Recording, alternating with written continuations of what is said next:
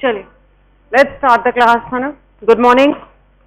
So today we are going to do about the contraception. I guess Manish sir has already taken the class, so quickly revision कर देंगे, ठीक है? So we know कि national policy है population policy 2000 क्या है? 2 child norm या 1 child norm? 2 child norm, but it is changing towards the 1 child norm. आ जाओ बेटा quickly uh. Since India is highly populated, contraception methods are very important. कौन से हैं? 2 तरीके के हैं, temporary and permanent. Permanent males में वेसेक्टमी एंड फीमेल्स में ट्यूबेक्टमी, ठीक है? ऑल्दो इसको परमानेंट कहते हैं, बट ये रिवर्स करी जा सकती है. Tubal ligation specially can be reversed, लेकिन इसमें प्रॉब्लम ये आती है कि जब भी हम ट्यूब को किसी भी ट्यूब को या बॉडी के किसी भी ऐसे स्ट्रक्चर को गेट कर देते हैं तो वहां पे फिब्रोसिस हो जाता है. As I had already told you कि fibrosed any cut and will get fibrosed. तो उसको रीलिंकिंग करना is definitely difficult but not impossible. So religation कर सकते हैं. कैसे, किन केसेस में करते हैं? जैसे बाई चांस फीमेल के 2 बच्चे हुए हैं या 1 बच्चा है and she doesn't want to go in for another child, the couple doesn't want to go in for another child, so they get the tubal ligation. But if in later life something happens to the child and they want to go in for a pregnancy, then we can reverse that tubectomy. ठीक है? Surgical procedure है, लेप्रोस्कोपिकली भी कर सकते हैं, open भी कर सकते हैं. Vasectomy, we all know, vast एफरेंस को काट देते हैं so that the sperms they do not get transported and ejaculated without the presence of sperms. Vasectomy जो है शुरू के 2-3 महीने में should be careful because sperms they get stored for some time in the extra accessory male organs. तो उसमें आ सकता है sperm especially for the first month after the vasectomy. So after till 1 month condoms should be used. उसके बाद vasectomy is very safe. ठीक है? Barrier methods में क्या क्या आएगा? Condoms and diaphragms. मेल्स में कॉन्डोम्स का फायदा क्या है? फेलियर रेट बहुत ही कम है, 0.3% ही होता है, वेरी रेयर. देन सबसे बड़ा फायदा ये है कि इससे सेक्सुअली ट्रांसमिटेड डिजीजेस की प्रिवेंशन होती है. It does not allow the transmission of sexually STDs. ठीक है? केमिकल मेथड्स में क्या आएगा? केमिकल मेथड्स में क्या आता है?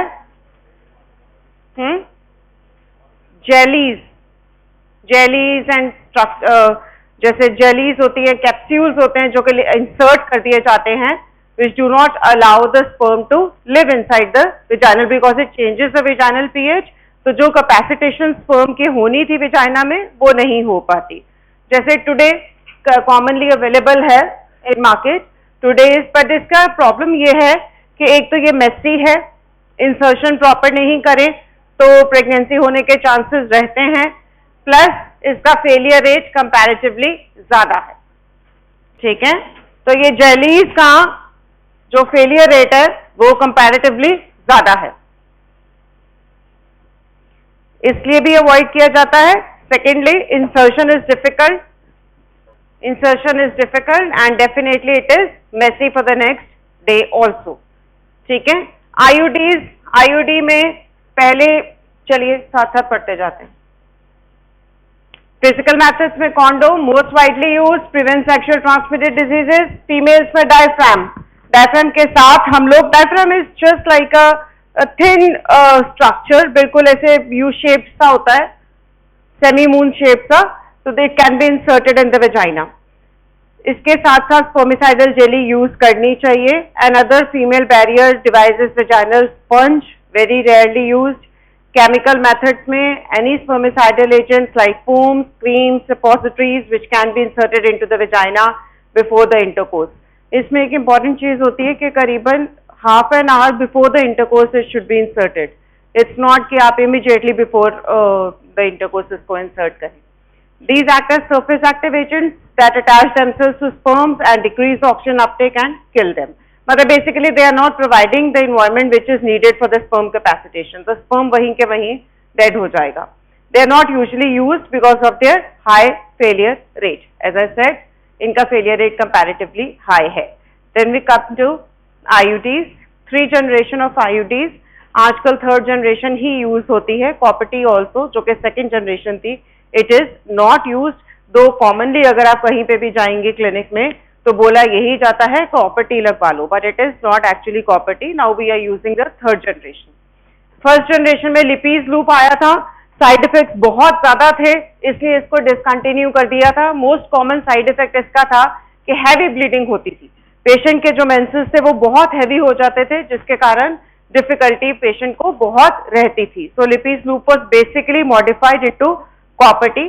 कॉपर टी में क्या किया था कि कॉपर यूज कर लिया था हमने. जो ये जो ऊपर टी वाला स्ट्रक्चर है इसमें कॉपर होता है, ठीक है. तो ये कॉपर क्या करता है, ये इंफ्लेमेटरी रिएक्शन क्रिएट कर देता है म्यूकोजा में. तो उससे क्या होता है, इम्प्लांटेशन नहीं होता. स्पर्म भी आएगा, एग भी आएगा, फर्टिलाइजेशन होगा, लेकिन जो भी एम्ब्रियो बनेगा 4 सेल 8 सेल स्टेज का, वो इम्प्लांट नहीं हो पाएगा क्योंकि आपके इंट्रोमेट्रियम को उसने डिस्टर्ब कर दिया है, ठीक है. फिर 3rd जनरेशन जो हम आजकल यूज करते हैं उसमें हॉर्मोन्स है. लो डोज हॉर्मोन्स होते हैं जो कि बिकॉज हमें हाई डोज इसलिए देने की जरूरत नहीं पड़ती बिकॉज विजाइनरी ही एक्ट, लोकली ही एक्ट कर रहे हैं at the uterus itself.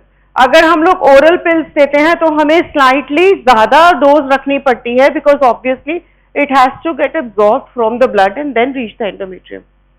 whereas if something is being inserted directly into the endometrium or the uterus, तो उसका एक्शन जो है वो क्विकर होगा, सेफर होगा, लेस साइड इफेक्ट्स होंगे एंड डोज हमें कंपैरेटिवली लेस चाहिए होगी.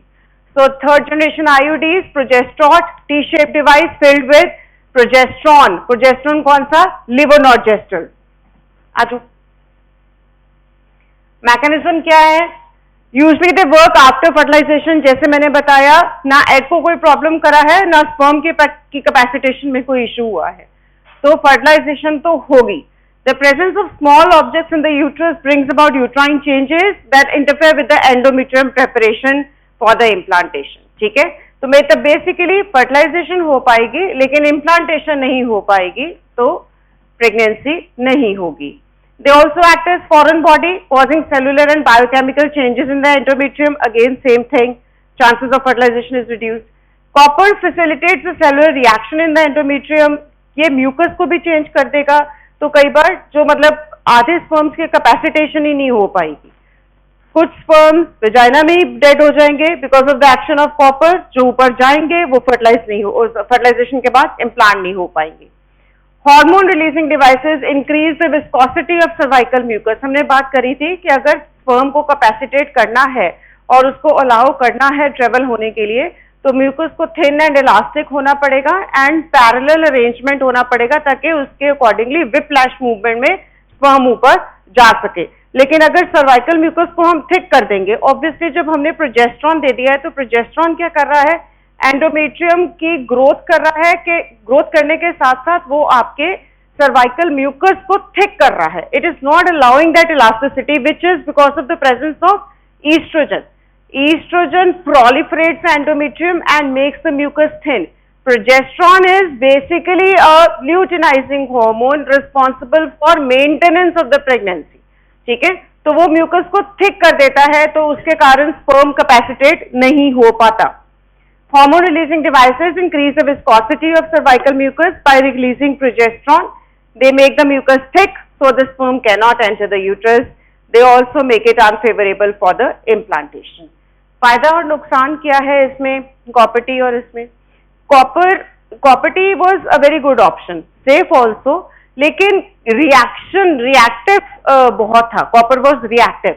बेसिकली उसमें भी यही होता था, मिड साइकिल ब्लीडिंग हो गई, हैवी पीरियड्स हो गए, ये प्रॉब्लम्स उसमें बहुत ज्यादा रहती थी जो कि कंपैरेटिवली हार्मोनल कॉन्ट्रासेप्टिव में हमको नहीं मिलती. कॉपर टी इनएक्सपेंसिव है.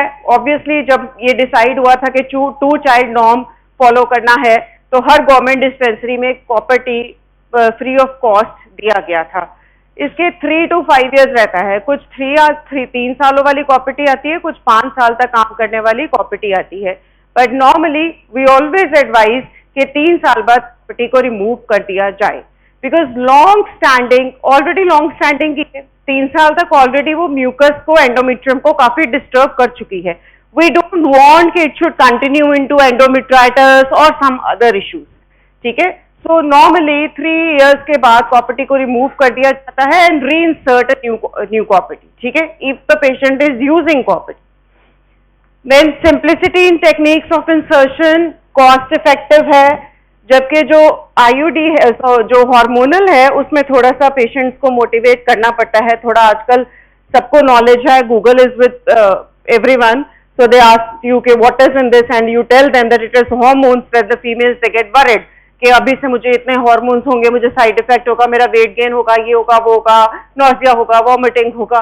तो थोड़ा सा मोटिवेशन हार्मोनल आईयूडी में ज्यादा रिक्वायर्ड है as compare to copper T. Copper में उनको पता, उनको अंडरस्टैंडिंग से होती है कि कॉपर है, कॉपर यूट्रस के अंदर ही कुछ कर रहा है. लेकिन जैसे ही आप हार्मोन्स का नाम लेते हो तो बहुत सारे पेशेंट्स एप्रीहेंसिव हो जाते हैं कि now these hormones are going to affect the whole body. ठीक है, प्रॉपर्टी सिंपल है, जो वैसे हार्मोन रिलीजिंग भी सिंपल है, इंसर्शन में कोई डिफिकल्टी नहीं है, ऑलमोस्ट सेम प्रोसेस है, very easy to do, removal is even more easier. ठीक है, बस ये होता है कि कई जो ऑस होती है, specially if the patient is comparatively younger, मतलब पहली प्रेगनेंसी से पहले ही अगर वो कॉपर टी लगवाना चाह रहा है तो उसमें ऑस बहुत टाइट होती है, तो हमको डायलेट करना पड़ता है, तो वो थोड़ा सा एक डिफिकल्ट प्रोसेस जरूर रहता है. अगर प्रेगनेंसी के बाद में कॉपर टी लगती है तो ऑस ऑलरेडी थोड़ी खुली हुई होती है, तो डिफिकल्टी नहीं आती, किसी तरीके का डायलिटेशन हमको नहीं करना पड़ता. प्रोलॉन्ग कॉन्ट्रासेप्शन प्रोटेक्शन, बिल्कुल पता ही है आपको, कॉपर टी 5 से 10 साल तक थी और जो अपनी आईयूडी है ये 3 से 5 साल तक है. इसमें आपके एडवर्स रिएक्शंस आता है. अब इसमें प्रॉब्लम क्या है? देखिए, कॉपर टी जो है उसका एक ही प्रॉब्लम हो रहा था कि वो आपको रिएक्टिव ब्लीडिंग करवा रही थी. ठीक है, तो अगर किसी पेशेंट को हैवी ब्लीडिंग है, आप उसको रिमूव कर दो और उसको हॉर्मोन्स दे दो ताकि उसकी जो हार्मोनल लेवल है वो स्टेबलाइज हो जाए. विद इन 3 मंथ्स वो पेशेंट नॉर्मल हो जाता है. लेकिन आपने हार्मोनल आईयूडी अगर लगाई है तो उसका हार्मोनल डिसबैलेंस तो हो गया. अगर आप उसको रिमूव भी करते हैं तो उस हार्मोनल डिसबैलेंस को स्टेबलाइज कैसे करोगे? मतलब your hands are tied up, तो ये थोड़ा सा इसमें डिफिकल्टी रहती है. ठीक है, reversibility to fertility is prompt after removal, दोनों में ही प्रॉम्प्ट है, ऐसा कुछ नहीं है. पर ये होता है कि जब अपन हार्मोनल आईयूडी लगा रहे हैं तो हार्मोनल डिसबैलेंस करीबन 2-3 महीने रहता है, उसके बाद नॉर्मलाइज होना शुरू होता है. तो ऑब्वियसली रिटर्न टू फर्टिलिटी थोड़ा सा डिफिकल्ट रहता है, स्पेशली अगर पेशेंट 5-6 सालों तक यूज कर रहा है. अगर 3 साल के बाद ही रिमूव कर रहा है तो इट इज कंपैरेटिवली इजियर. ठीक है, risk of ectopic pregnancy hormonal में ज्यादा है. क्यों है? तो कॉपर टी ने तो क्या किया कि आपके एंडोमेट्रियम पे ही रिएक्शन दे दिया, इम्प्लांटेशन भी नहीं हुआ, स्पर्म्स भी किल कर रहा है, काफी काम कर रहा है. ठीक है, जबकि हार्मोनल ने क्या किया, बेसिकली म्यूकस को थिक किया ताकि इम्प्लांटेशन नहीं हो. पर ये जो स्पर्म भी नॉर्मल है और आपका ओवम भी नॉर्मल है, तो फर्टिलाइजेशन यूट्रस के बाहर कहीं भी हो सकती है, ट्यूबल प्रेगनेंसी हो सकती है, या ट्यूब्स के फिम्ब्रे में भी प्रेगनेंसी हो सकती है, यूट्रस के भी, पेरिटोनियम की साइड कहीं पे भी प्रेगनेंसी पॉसिबल है. तो एक्टोपिक प्रेगनेंसी का रिस्क हार्मोनल में बढ़ जाता है.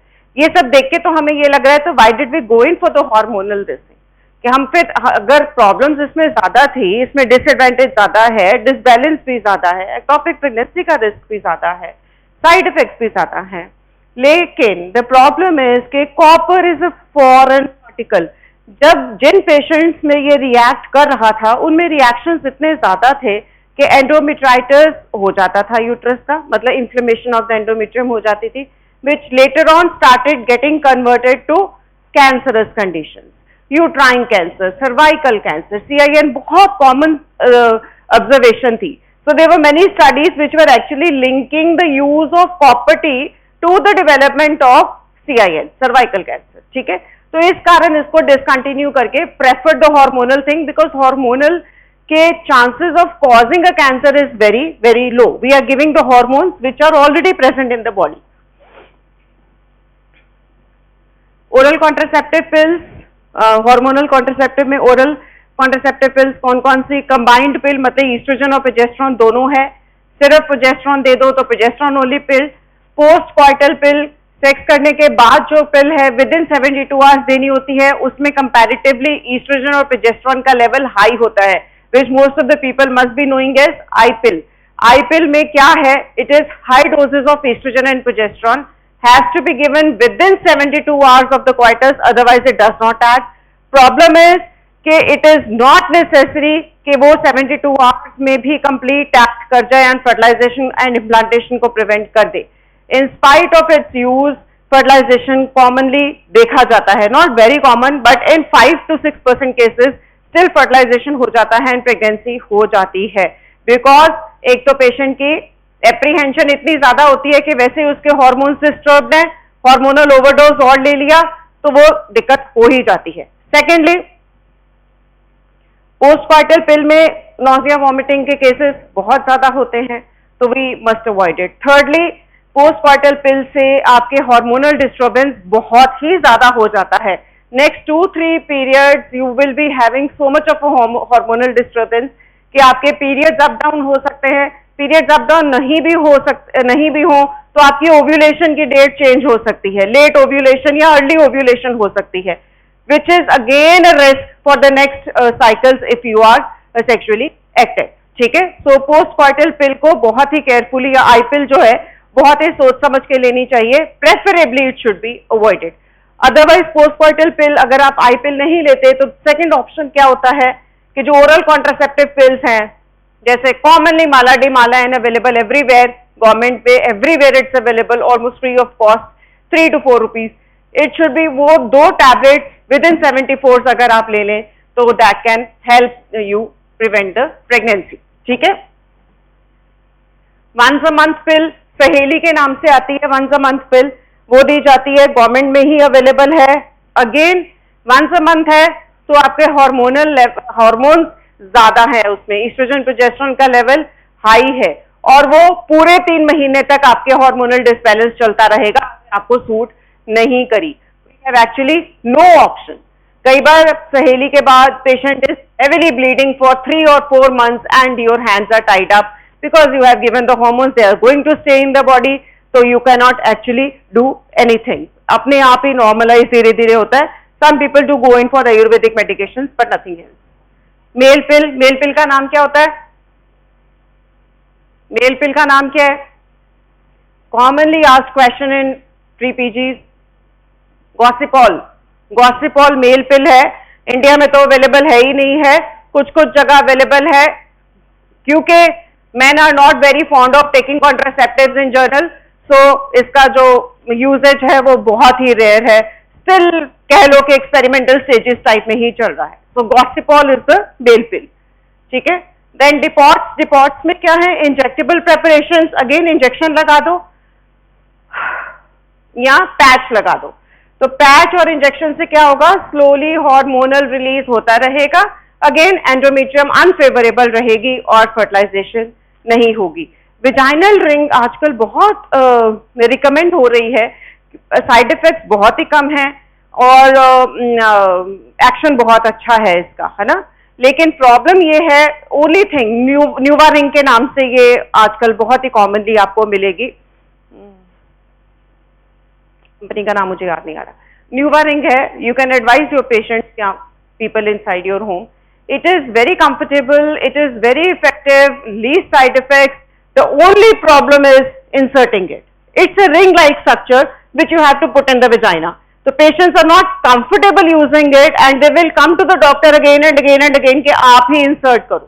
ठीक है, it has to be inserted every month, 1 महीने में वो रहेगी तो एवरी मंथ उसको इंसर्ट करना पड़ता है। सिर्फ ये एक उसमें इशू है, अदरवाइज इसको बहुत प्रमोट किया जा रहा है न्यूवा रिंग को, because it is very safer option. Contraceptives के साइड इफेक्ट हमको पता ही है, हाइपरटेंशन है, फ्लूइड रिटेंशन है, ठीक है, कार्सिनोजेनेसिस हो सकता है, रेयर बट हो सकता है, मेटाबॉलिक में वही weight gain, breast tenderness, migraine बहुत कॉमनली पेशेंट्स को होता है। 2 कॉमन कंप्लेंट्स जो पेशेंट्स कंप्लेन करते हैं after the usages of oral contraceptive pills is nausea, vomiting and migraine। Depots हमने कर ही लिया, सबक्यूटेनियस इम्प्लांट लगा दो, प्रोजेस्टेरॉन का होता है, contraceptive pill within 72 hours, we have done. अच्छा, ये इन्होंने जो लिखा है this is actually wrong. Most effective with fewer side effects is mifepristone. We do not give mifepristone as a post coital pill. जी के पास जिसके पास भी है उसमें ये लिखा होगा, please cross this line, because it is not given clinically at all. Mifepristone कब दी जाती है? जब प्रेगनेंसी हो गई है, प्रेगनेंसी इज पॉजिटिव, तो एम्प्टी पिल के नाम से आती है टैबलेट, 5 टैबलेट्स का सेट आता है, जिसमें 1 tablet is of mifepristone and the last 4 tablets are of misoprostol, that is the progesterone hormone high grade. तो ये हम लोग नहीं देते हैं इन टू कंट्रोल द मतलब not for the contraception, we are giving it for as an एम्प्टी pill, ठीक है, after the medical termination of pregnancy pill. Safe method, other methods में सेफ मेथड हमको पता ही है कि जो बीच वाला पीरियड होता है 7 to 14, first 7 days are safe, after the 14 days जो लास्ट के 7 days हैं वो सेफ है, क्योंकि 14th डे पे ओव्यूलेशन हो रही है।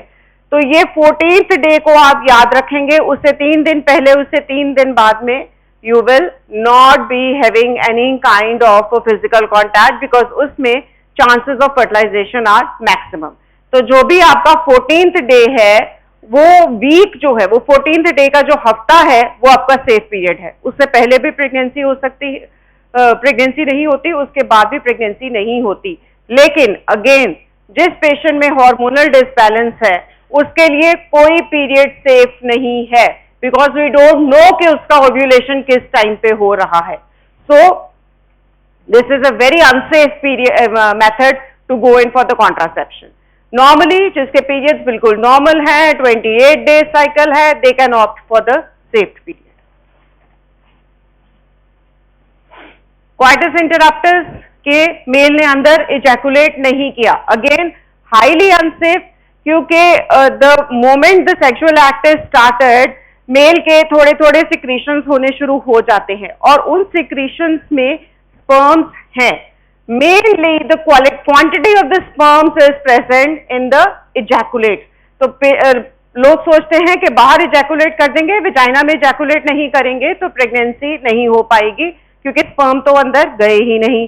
But no, this is actually not the thing, क्योंकि जो प्री कम आ रहा है, this is a cum, there is a pre cum, थोड़ा थोड़ा सिक्रीशंस मेल के होता रहता है as soon as the sexual act start.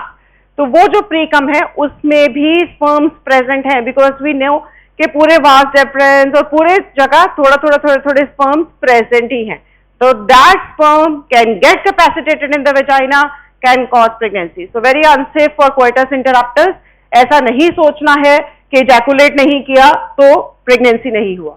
Breast feeding अपन ने बात कर ही ली थी कि ब्रेस्ट फीडिंग के ड्यूरिंग आपके LH FSH सप्रेस्ड रहते हैं, सर्ज हो नहीं पाती, तो इसलिए प्रेगनेंसी हो नहीं पाती। Again dicey. फैमिली प्लानिंग के लिए मेल स्टरलाइजेशन विसेक्टमी है, फीमेल स्टरलाइजेशन ट्यूबेक्टमी है, बायलेटरल ट्यूबल लाइगेशन करा जाता है।